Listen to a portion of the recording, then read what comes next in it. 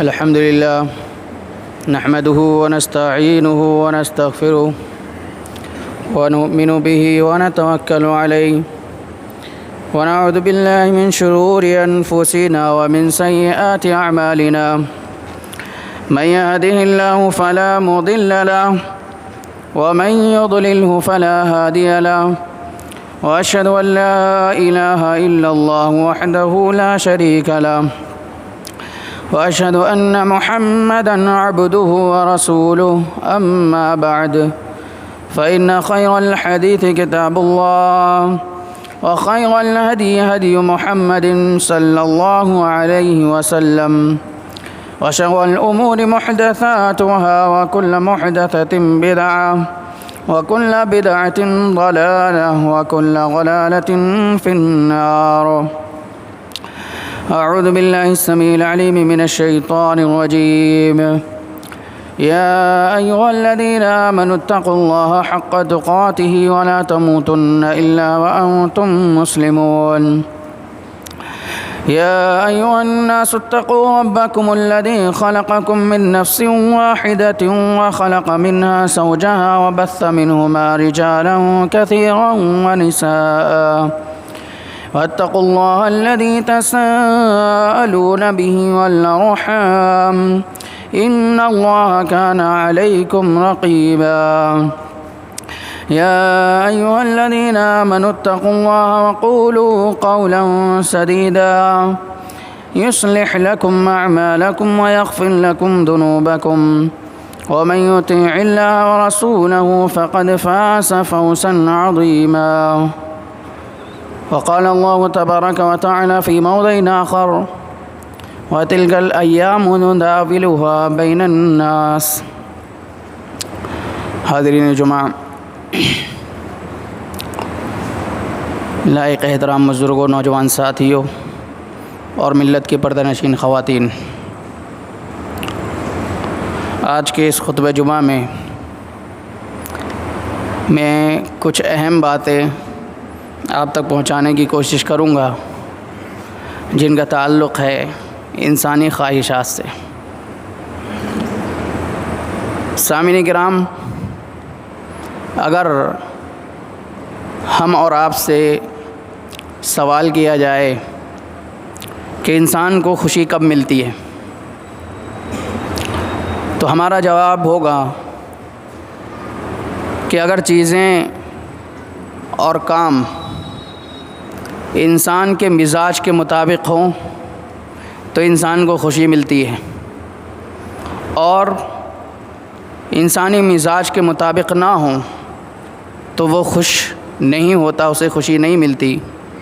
اور اگر انسانی مزاج کے خلاف کچھ چیزیں ہوں تو پھر انسان غصہ بھی ہوتا ہے اور کبھی کبھی رنجیدہ بھی ہو جاتا ہے.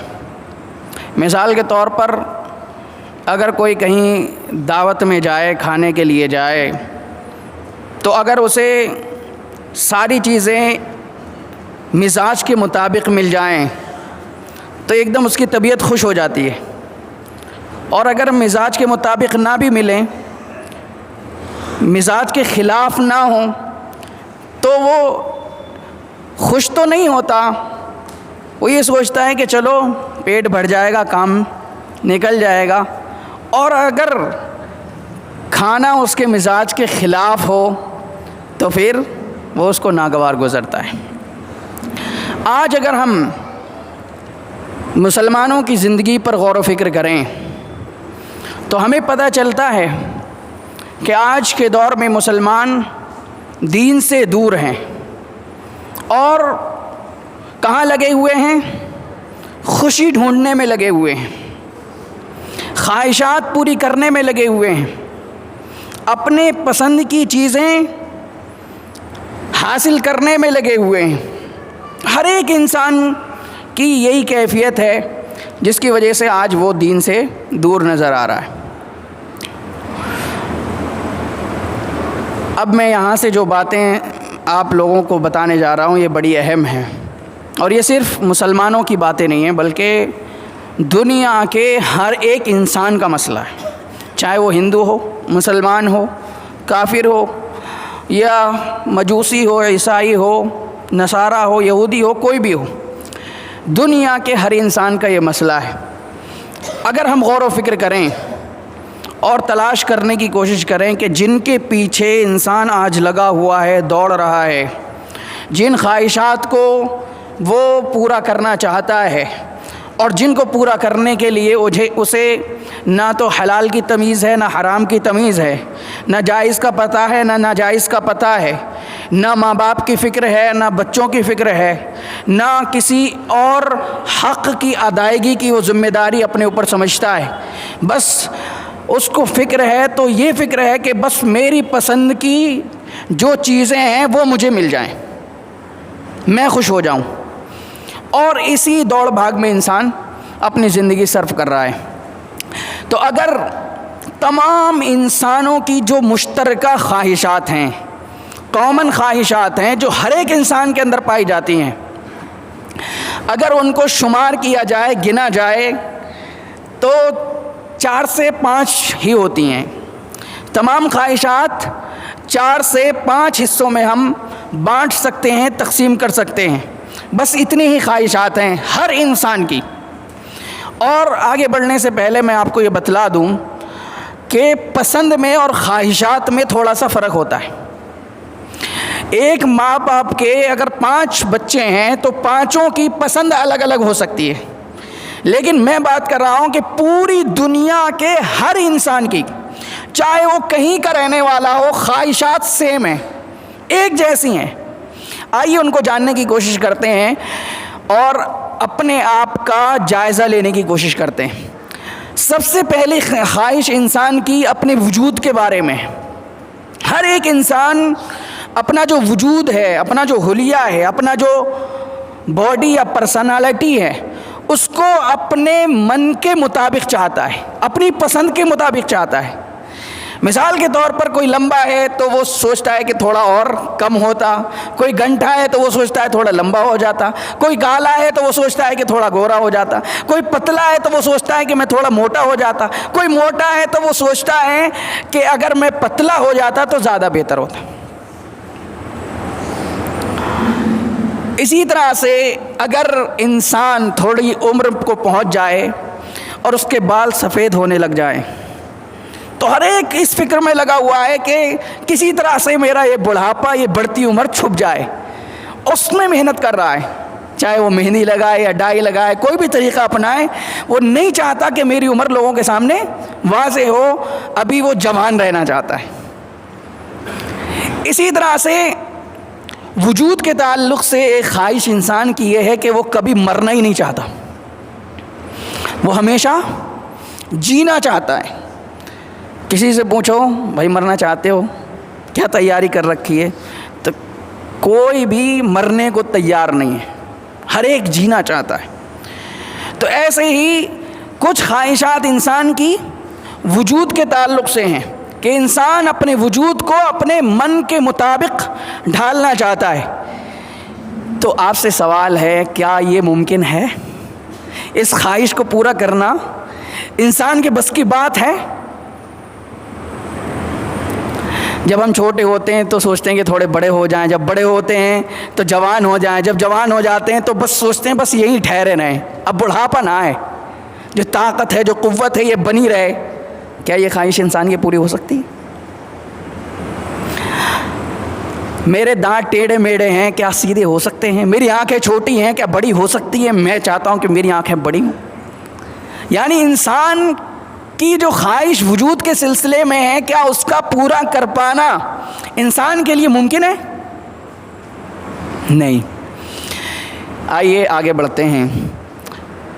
انسان کی دوسری خواہش ہے اس وجود کو پڑھنے والی ضروریات کے بارے میں، یعنی انسانی وجود کو جن جن چیزوں کی ضرورت ہے وہ چیزیں انسان اپنے من کے مطابق چاہتا ہے۔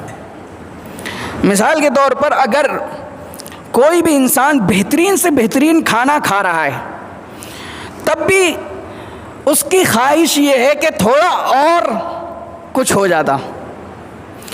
بہترین سے بہترین گھر میں رہائش موجود ہے، اس کے باوجود بھی اس کی خواہش یہ ہے کہ اس سے اور بہتر ہو جاتا، بہترین سے بہترین گاڑی اس کے پاس موجود ہے سفر کرنے کے لیے، لیکن پھر بھی خواہش یہ ہے کہ کاش اس سے بھی اچھی گاڑی ہوتی، یا ایک ہے تو 10 ہوتی۔ یعنی اگر اس نے لباس پہن رکھا ہے، بہترین سے بہترین لباس پہننے کے باوجود بھی اس کی خواہش یہ ہوتی ہے اس سے تھوڑا اور اچھا ہو جاتا تو کیا ہی بہتر ہوتا۔ یعنی وجود کو پڑھنے والی ضروریات کے بارے میں بھی انسان کی خواہش یہ ہے کہ حل میں مزید، حل میں مزید، حل میں مزید، تھوڑا اور بہتر ہو جائے، تھوڑا اور کچھ ہو جائے۔ ایک آدمی غریب ہے، مزدور ٹائپ کا ہے، گھر بار اس کے پاس نہیں ہے، سوچتا ہے کہ 2 کمرے بن جائیں، پھر تو بلے بلے 2 کمرے بنا لیتا ہے، پھر سوچتا ہے کہ تھوڑا یہ تو میں نے کر لیا، تھوڑا اور ہو جائے، بچے بھی ہیں ان کا بھی انتظام ہو جائے گا فیوچر میں۔ یعنی کچھ بھی کر لے انسان، چاہت یہ ہے کہ تھوڑا اور کچھ ہو جائے۔ یہ انسان کی دوسری خواہش ہے وجود کو پڑھنے والی ضروریات کے سلسلے میں۔ انسان کی تیسری خواہش ہے نفسانی خواہشات کے بارے میں، کہ انسان جوڑا اپنی من پسند کا اور مکمل چاہتا ہے، مرد ہے تو، عورت ہے تو، کہ مرد ہے تو اسے بیوی ایک دم پرفیکٹ ملنا چاہیے، اس میں کسی طرح کی کوئی کمی نہیں ہونا چاہیے۔ عورت ہے تو وہ یہ چاہتی ہے کہ میرا شوہر جو ہو وہ میری پسند کے مطابق ایک دم پرفیکٹ ہونا چاہیے۔ لیکن آج کے دور میں اگر کسی کو بہترین سے بہترین بیوی مل جائے، اس کے باوجود بھی اس کی خواہش یہ ہوتی، محترمہ آپ بالکل ٹھیک ہیں، آپ کی یہ بھی ادا اچھی ہے، یہ بھی اچھا ہے، یہ بھی اچھا ہے، یہ بھی اچھا ہے، بس تھوڑا سا یہ اور ہو جاتا۔ کسی کو شوہر بہت پیارا مل گیا تو اس کی بھی خواہش یہ ہے کہ آپ بہت اچھے ہیں، بہت نیک ہیں، میری بہت کیئر کرتے ہیں، مجھ سے بہت محبت کرتے ہیں، آپ کے اندر ساری چیزیں صحیح ہیں، بس تھوڑی سی کمی ہے، یہ اور ٹھیک ہو جاتی۔ یعنی کہیں نہ کہیں انسان کو اپنے جوڑے میں بھی کمی نظر آتی ہے۔ تو تیسری خواہش انسان کی یہ ہے کہ جوڑا پرفیکٹ ہونا چاہیے۔ اسی طرح سے انسان کی چوتھی خواہش ہے کہ انسان کی جو سب سے بہترین حالت ہے، جو سب سے بہترین پوزیشن ہے زندگی کی، اس پر ہمیشہ برقرار رہنا چاہتا ہے، اس سے نیچے آنا نہیں چاہتا۔ مثال کے طور پر اگر ایک انسان کاروباری ہے تو اس کا کاروبار بہتر جس سیزن میں چلتا ہے تو اس کی خواہش یہ ہوتی ہے کہ یہ سیزن ہمیشہ ایسے ہی چلتا رہے، کبھی ڈاؤن نہ ہو۔ اگر وہ مضبوط اور توانا ہے، جوان ہے، تندرست ہے، تو وہ چاہتا ہے کہ بس ہمیشہ میں ایسا ہی رہوں، اس سے نیچے نہیں آنا چاہتا۔ اسی طرح سے کوئی موسم ہے، نہ گرمی ہے نہ سردی ہے، ایک دم درمیانی موسم ہے، معتدل موسم ہے، انسانی خواہش ہے کہ بس موسم ہمیشہ یہ ایسا ہی بنا رہے۔ تو انسان کی جو سب سے بہترین پوزیشن ہے اس پر ہمیشہ برقرار رہنا چاہتا ہے، یہ انسان کی چوتھی خواہش۔ یہ صرف مسلمانوں کی نہیں بلکہ پوری دنیا کے انسانوں کی خواہشیں میں آپ کو بتلا رہا ہوں۔ اسی طرح سے پانچویں اور آخری جو انسان کی خواہش ہے وہ یہ ہے کہ وہ اپنے اوپر کسی طرح کی پابندی نہیں چاہتا، وہ کسی کے تحت رہنا نہیں چاہتا، وہ کسی کے انڈر میں نہیں رہنا چاہتا۔ اس کی خواہش ہے کہ وہ زندگی میں کسی کے ماتحت نہ رہے، کسی کا حکم نہ چلے، یعنی آزاد رہنا چاہتا ہے، جو من میں آئے وہ کرے، کوئی اسے روکنے والا نہ ہو، کوئی اسے ٹوکنے والا نہ ہو۔ سونا چاہتا ہے تو سونے دینا چاہیے، سویا رہے، کہیں گھومنا چاہتا ہے تو بس گھومتا ہی رہے، یعنی جب جو من میں آئے وہ کرے، کسی کا دباؤ نہ ہو، کسی کا زور نہ ہو، چاہے وہ اسلام کا یا کسی مذہب کا ہو یا پھر کسی بڑے کا ہو، کسی کے ماتحت رہنا نہیں چاہتا، ایک دم آزاد رہنا چاہتا ہے۔ یہ 5 ایسی خواہشیں ہیں جو تقریباً ہر ایک انسان کے اندر پائی جاتی ہیں دنیا کے۔ اب آئیے غور و فکر کرتے ہیں ان خواہشات کے بارے میں. یاد رکھیے، پہلی خواہش انسان کے وجود کے بارے میں، دوسری خواہش انسان کے وجود کو پڑھنے والی ضروریات کے بارے میں، تیسری خواہش جوڑے کے بارے میں، چوتھی خواہش کہ جو انسان کی زندگی میں سب سے بہترین حالت ہوتی ہے اس پر برقرار رہنے کی خواہش، اور پانچویں خواہش یہ ہے کہ وہ ایک دم آزاد رہنا چاہتا ہے، اپنے من مانے اعتبار سے زندگی گزارنا چاہتا ہے. اب آپ سے ایک سوال ہے، کیا یہ تمام خواہشیں ہر ایک انسان کے اندر ہونا محض ایک اتفاق ہے، یا پھر اللہ تعالیٰ نے پلان کر کے ہر ایک انسان کے اندر ایک خواہشیں رکھی ہیں؟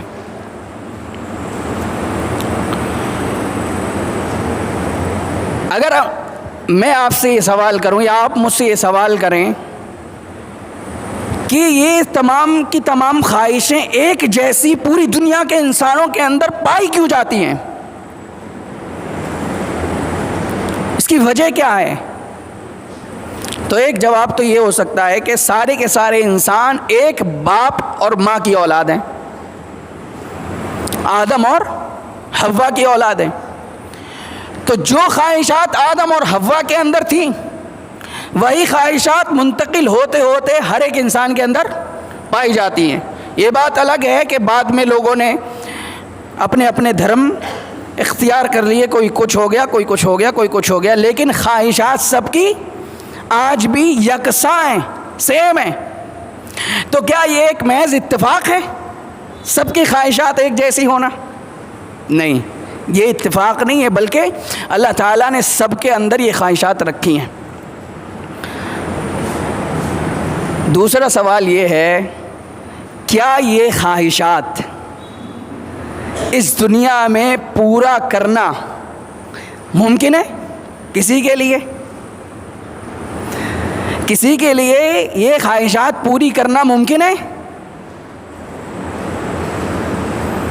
کوئی پوری کر سکتا ہے ان خواہشات کو؟ اپنا وجود اپنے من مطابق ڈھال سکتا ہے، اپنی ضروریات اپنے من کے حساب سے کر سکتا ہے؟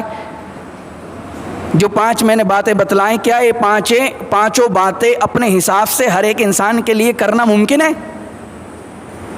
ناممکن ہے. کوئی مرنا ہی نہیں چاہتا، ہمیشہ جوان رہنا چاہتا ہے، کہیں بوڑھا نہیں ہونا چاہتا. جب ممکن نہیں ہے تو پھر یہ خواہشات ہیں کیوں؟ ایک سوال ہے. بھائی جو چیز ہو ہی نہیں سکتی اس کے بارے میں سوچنا تو بے وقوفی ہے نا. پھر ہر ایک انسان کے اندر یہ کیوں پائی جاتی ہیں؟ ہے نا، پوائنٹ کی بات ہے کہ بھائی ہر ایک انسان چاہ رہا ہے یہ ہو جائے، یہ ہو جائے، اور ہونا ممکن بھی نہیں ہے اس دنیا میں. تو پھر ہیں کیوں یہ؟ کس لیے رکھی گئی ہیں یہ؟ اور ہر ایک انسان ان کو پورا کرنے میں لگا ہوا ہے. یہ بھی پتا ہے کہ ممکن نہیں ہے ان کو پورا کرنا، لیکن اس کے باوجود بھی جتنا کچھ وہ کر سکتا ہے کرنے میں لگا ہوا ہے. تو یہ ہے کیوں ہمارے دل میں، ہمارے ذہن کے اندر؟ ان کے پورا کرنے کی بھی ایک جگہ ہے.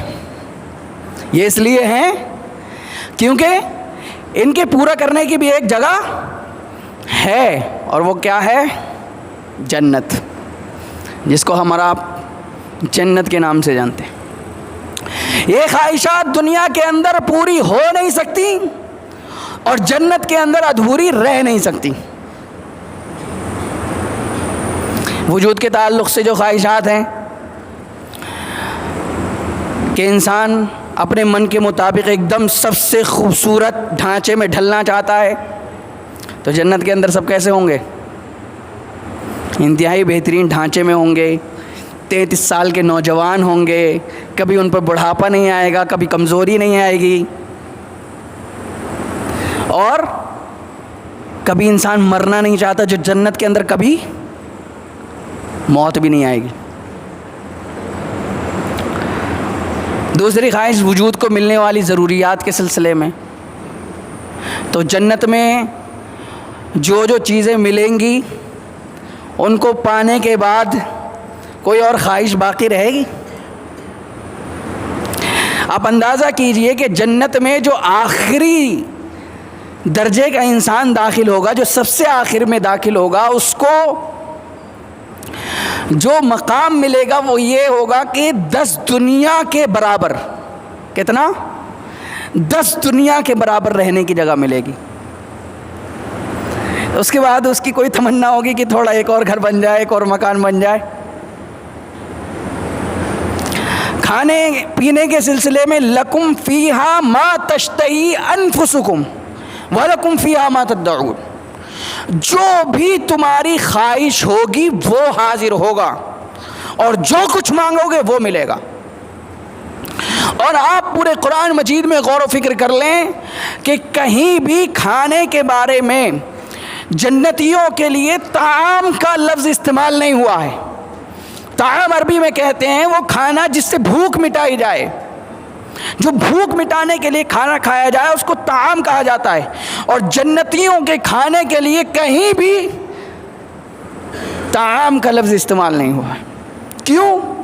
جنتی جو کھانا کھائیں گے وہ بھوک مٹانے کے لیے نہیں کھائیں گے بلکہ لذت کے لیے کھائیں گے۔ اور لذت کے لیے پتہ ہم کیا کھاتے ہیں؟ دعوت کے بعد، کھانے کے بعد کولڈ ڈرنک ہے، چائے ہے اور جو بھی۔ تو لکم فیہا ما تشتہی انفسکم ولکم فیہا ما تدعون، تو وجود کو جو پڑھنے والی ضروریات ہیں وہ بھی کہاں پوری ہو سکتی ہیں؟ جنت کے اندر۔ اور انسان ایک دم پرفیکٹ جوڑا چاہتا ہے تو یہ بھی کہاں مل سکتا ہے جس میں کوئی کمی نہ ہو؟ جنت کے اندر۔ اللہ تعالی ہماری بیوی کو ہی اس طرح بنا دے گا وَنَزَعْنَا مَا فِي صُدُورِهِم مِّن غِلٍّ، کہ جو ایک کمی بیشی نکالنے والا سافٹ ویئر ہے نا، یہ ہمارے اندر سے نکال دیا جائے گا اور کسی طرح کی کوئی کمی باقی ہی نہیں رہے گی۔ اور ہمیشہ اِنَّا أَنشَأْنَاهُنَّ إِنشَاءً، اللہ تعالیٰ نے فرمایا ہم انہیں ایک دم نئے سرے سے پیدا فرمائیں گے۔ وَجَعَلْنَاهُنَّ أَتْرَابًا وَجَعَلْنَاهُنَّ أَبْكَارًا، ہم انہیں ایک دم کنواریاں بنا دیں گے اور وہ ہمیشہ کنواری رہیں گی۔ جیسے یہاں آج شادی ہو گئی تو کنواراپن ختم ہو جاتا ہے، وہاں جنت میں کسی کا کنواراپن کبھی ختم نہیں ہوگا۔ عُرُبًا أَتْرَابًا، اور ہم عمر بنائیں گے، سب کے سب کتنے؟ 33 سال کے نوجوان ہوں گے۔ تو یہ پرفیکٹ جوڑا بھی ملے گا، لیکن کہاں؟ جنت کے اندر۔ اسی طرح سے انسان کی جو سب سے بہترین حالت ہے اس پر ہمیشہ برقرار رہنا چاہتا ہے، تو یہ بھی کہاں ہونے والا ہے؟ اس کی بھی جگہ کہاں ہے؟ جنت۔ جنت میں ہی انسان جو مقام حاصل کرے گا وہ اس کے لیے سب سے بہترین مقام ہوگا اور ہمیشہ اسی پوزیشن پر برقرار رہے گا، کبھی اس میں گراوٹ اور کمی نہیں آئے گی۔ اور آخری خواہش کیا ہے انسان کی؟ کہ اس پر کسی کا حکم نہ چلے، اس کو کوئی آرڈر دینے والا نہ ہو، وہ کسی کے ماتحت نہ رہے، کسی کی غلامی نہ کرے۔ تو جنت میں ایک دم کیا ہوگا؟ آزاد ہوگا۔ وہاں آپ کو نہ نماز پڑھنا ہے، نہ روزہ رکھنا ہے، نہ کوئی اور عبادت کرنا ہے، بس مزے مزے۔ تو انسان کی یہ 5 خواہشیں اس لیے ہیں کہ پوری ہونے والی ہیں، لیکن پوری ہونے کی جگہ یہ دنیا نہیں ہے۔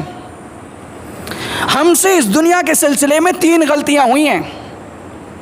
ایک غلطی یہ کہ ہم نے اس دنیا کو جینے کی جگہ سمجھ لیا، جبکہ یہ جینے کی جگہ نہیں ہے بلکہ جینے کی تیاری کی جگہ ہے۔ ہم بنے کس لیے ہیں؟ ہم اس دنیا کے لیے نہیں بنے۔ اللہ تعالیٰ نے فرمایا انی جاعل فی الارض خلیفہ، فرشتوں سے کہا کہ میں زمین میں خلیفہ بنانا چاہتا ہوں۔ لیکن جب آدم کو پیدا فرمایا تو کیا کہا؟ قلنا یا آدم اسکن انت وزوجک الجنہ، اے آدم اور تمہاری بیوی تم دنیا اس جنت کے اندر رہو۔ پیدا دنیا کے لیے کیا جا رہا ہے لیکن رکھا کہاں جا رہا ہے؟ جنت میں۔ کیوں؟ پیدا دنیا کے لیے کیا جا رہا ہے، لیکن رکھا کہاں جا رہا ہے؟ جنت میں. اور اللہ تعالیٰ نے ایک وقت تک جنت میں رکھا، ساری نعمتوں سے ہمارے ماں باپ لطف اندوز ہوئے، اس کے بعد دنیا میں بھیجا، قلنا اہبطوا منہا جميعا، سب کے سب اتر جاؤ. ہماری ہدایتیں تمہارے پاس آئیں گی، جو ہدایت کی پیروی کرے گا اس سے گھر واپسی ہوگی. ہاں، اس گھر میں لایا جائے گا واپس، اور جو پیروی نہیں کرے گا وہ اس گھر میں دوبارہ نہیں آ سکتا. یعنی مقصد یہ تھا جنت میں رکھنے کا کہ بھائی دیکھو تمہارا یہ عالیشان گھر ہے، اس میں ہر طرح کی چیزیں موجود ہیں، ان کا مزہ چکھ لو. اب مزہ چکھنے کے بعد اب دنیا میں جاؤ، اگر ہماری بات مانو گے، فرما برداری کرو گے، جو ہم نے احکام جاری کیے ہیں ان کی اطاعت کرو گے، تب یہ مکان آپ کو واپس مل جائے گا. اور اگر خلاف ورزی کرو گے تو اس سے ہاتھ دھو بیٹھو گے. ورنہ ڈائریکٹ دنیا میں بھیج کر کے یہ کہہ دیا جاتا ہے کہ بھیا یہ کرو، یہ مت کرو، ایسا کرو، ویسا مت کرو، یہ گناہ مت کرو اور یہ نیکی کرو تو جنت میں پہنچ جاؤ گے. آدم کہتے بھائی کون سی جنت، کیسی جنت؟ بھائی کوئی جگہ دیکھی ہو، کوئی ہمیں کہہ دے، بھائی اپنے بچے سے ایک باپ کہہ دے کہ بھائی اگر تو ایگزام میں فرسٹ آئے گا تو میں تجھے آئی فون دلاؤں گا، اور بچہ جانتا ہے آئی فون کے بارے میں، تو وہ انتھک محنت کرے گا کہ بس کسی طرح سے مجھے فرسٹ آنا ہی آنا ہے، مجھے آئی فون چاہیے، کیونکہ وہ آئی فون کی اہمیت جانتا ہے. اور ایک نادان بچے سے کہہ دو جو جانتا ہی نہیں آئی فون کیا چیز ہے کہ بھائی تجھے فرسٹ آنا آئی فون ملے گا، تو وہ ایسے ہی گزار دے گا. اسے نہیں مطلب ہے پاس ہو جائے یا فیل ہو جائے، وہ بچپن نادانی میں ہی زندگی گزار دے گا اور فرسٹ آنے کی کوشش نہیں کرے گا. کیوں؟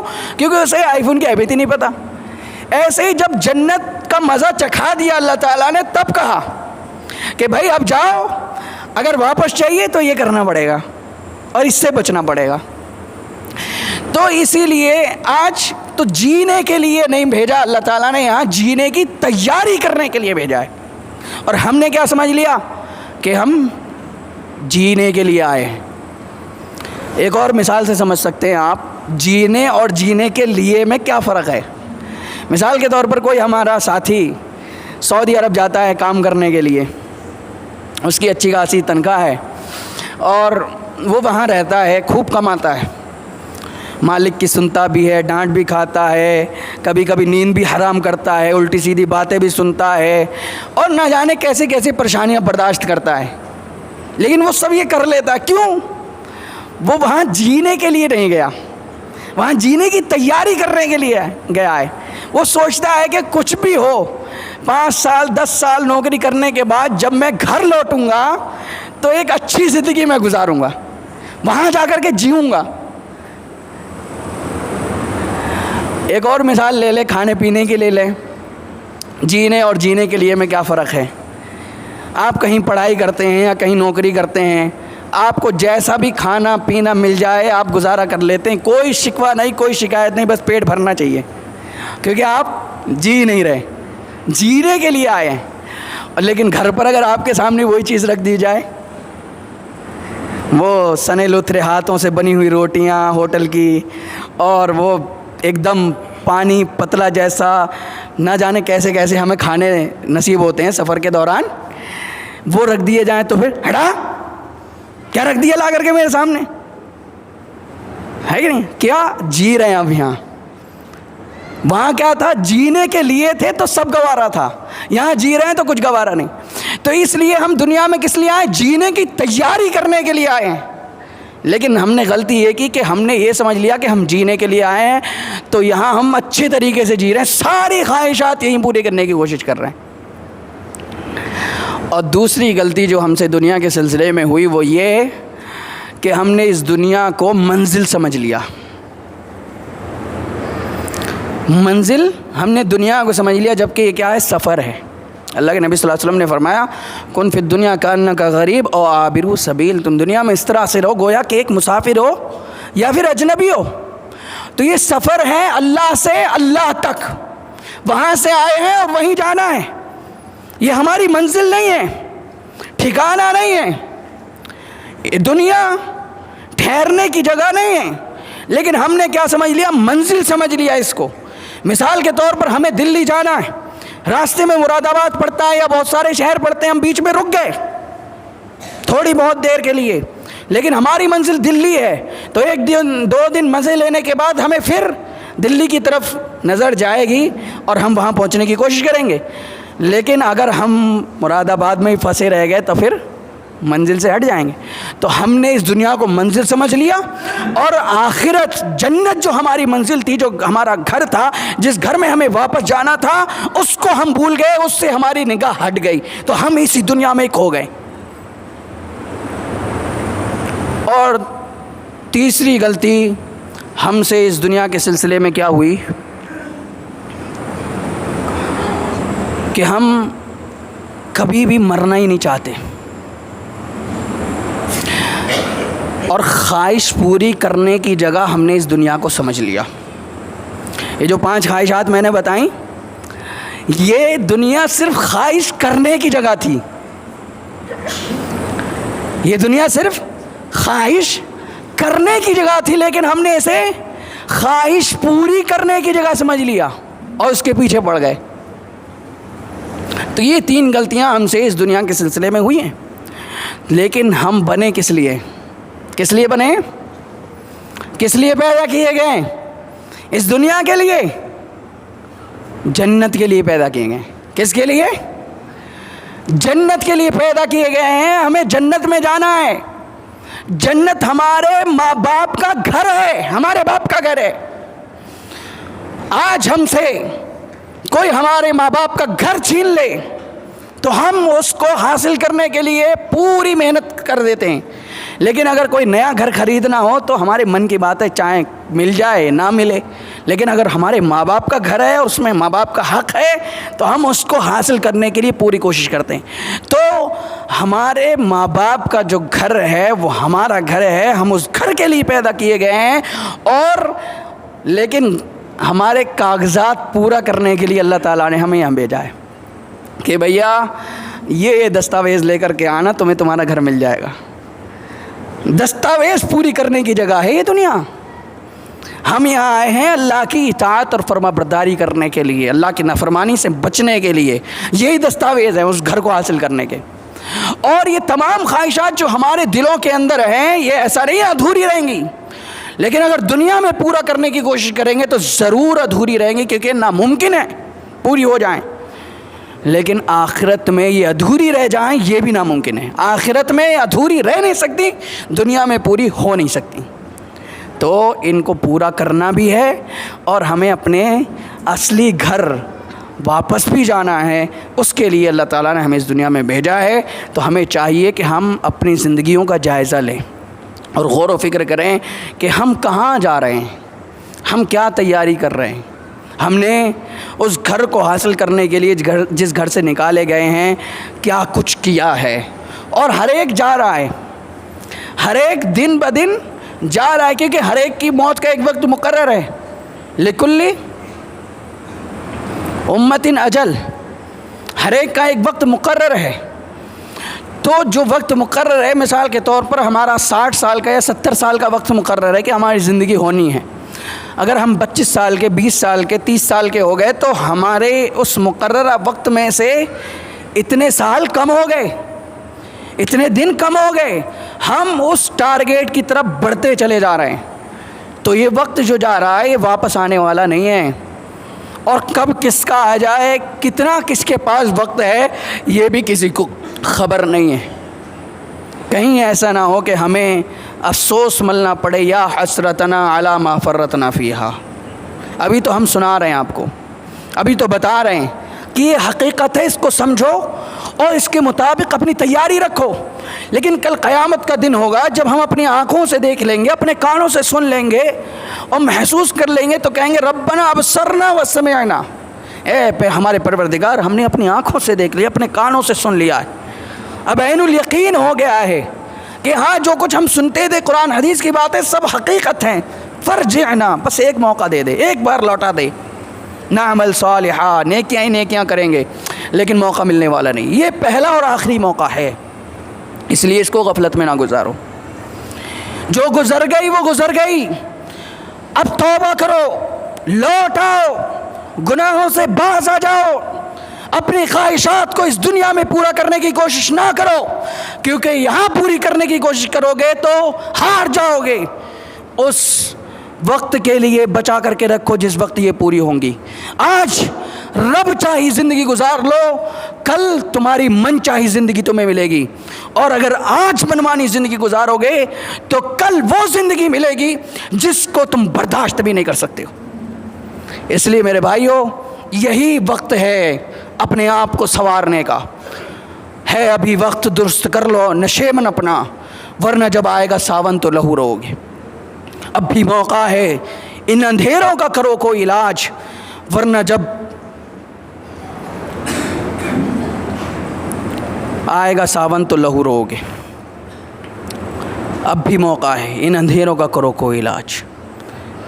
یہ وقت بار بار آنے والا نہیں ہے، اس لیے توبہ کرو، استغفار کرو، اپنے آپ کو اللہ کی اطاعت کے لیے راضی کرو، اپنے آپ کو جنتی بنانے کی کوشش کرو، اپنے آپ کو متقی بنانے کی کوشش کرو، اپنے آپ کو پرہیزگار بنانے کی کوشش کرو، اپنے آپ کو رب کا فرما بردار بنانے کی کوشش کرو۔ مسلم ہیں ہم، ماننے والے، جھک جانے والے، فرما برداری کرنے والے، اطاعت کرنے والے۔ اگر ہم ایسا نہیں کریں گے تو ہمارے نام میں اور عمل میں کھوکھلا پن ہے، یہ کھوکھلا پن ہمیں برباد کر دے گا، یہ ہمیں ہلاک کر دے گا، یہ ہمیں جنت سے ہٹا کر کے ایسی جگہ پر پہنچا دے گا جو ہمارے بس کی بات نہیں ہے۔ ابھی تو ہم کہہ دیتے ہیں کہ جو ہوگا دیکھا جائے گا، لیکن جب ہوگا تو دیکھا نہیں جا سکتا ہے، آسان نہیں ہے۔ اس لیے دعا ہے اللہ تعالی ہمیں صحیح سمجھ عطا فرمائے، زیادہ سے زیادہ نیکیاں کرنے کی توفیق عطا فرمائے، ہمیں اپنی زندگی رب کی منشا کے مطابق گزارنے کی توفیق عطا فرمائے۔ اے اللہ، ہم میں جو پریشان حال ہیں ان کی پریشانی کو دور فرما دے۔ اے اللہ، جو تنگ دست ہیں ان کی تنگی کو دور فرما دے۔ اے اللہ، جو قرض میں دبے ہوئے ہیں ان کی قرض کی ادائیگی کے اسباب پیدا فرما دے۔ اے اللہ، مسلمان جہاں کہیں بھی رہتے ہیں ان کی مساجد کی حفاظت فرما، ان کے مدارس کی حفاظت فرما، ان کے نسلوں کی حفاظت فرما، ان کے ایمان کی حفاظت فرما۔ اے اللہ، جب تک تو ہمیں اس دنیا میں زندہ رکھ، ایمان کے ساتھ زندہ رکھ، اور جب ہمارا خاتمہ ہو تو ایمان پر آمین۔